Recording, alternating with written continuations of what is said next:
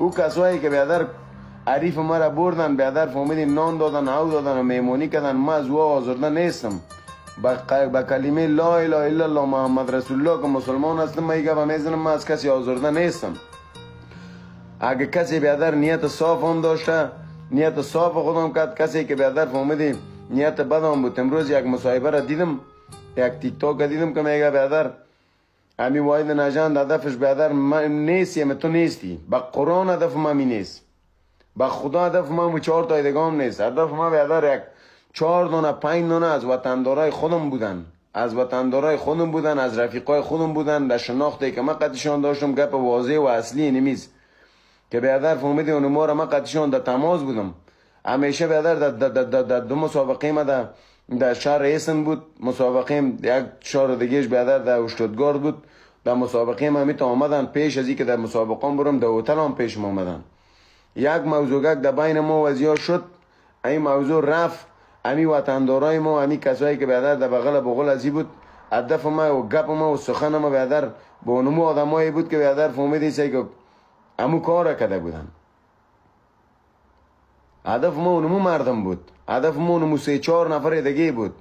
به همه چی که برادر رو رکاز میبره پیش زن اولاد خود. ما اونور هدفم بود. امو بچه هدفم بود. ما هدفم بیادر کل ایام نبود. واو خوب شد که این موضوع را ما گفتم.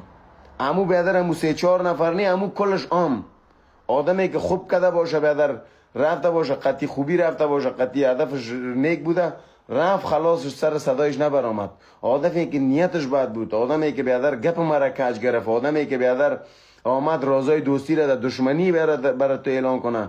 هدف ما اونو نبود. آن او هم خدا نشان داد براتون دوستا که آمد اینه والا تو خب بیادر فهمیدین تو یک گپ از اینه بیا که از این موقع استفاده کنم بیا این گپای چپیله و چپیله را برازی گفته بریم.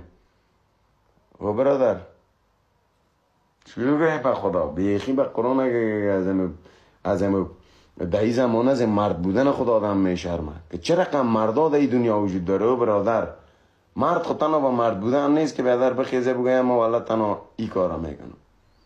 مردی تنها در اون نیست برادر. مردی را یاد بگیری. مردی میفهمی مردانت بودن بسیار یک چیز مهم است که سنگینی و بیادر سنگینی و گرنگی تفس کنی تا قطیار تیک تاکر قطیار بیادر چمله شما خدا میزنه با می خدا قطیمه بند میکنه که ما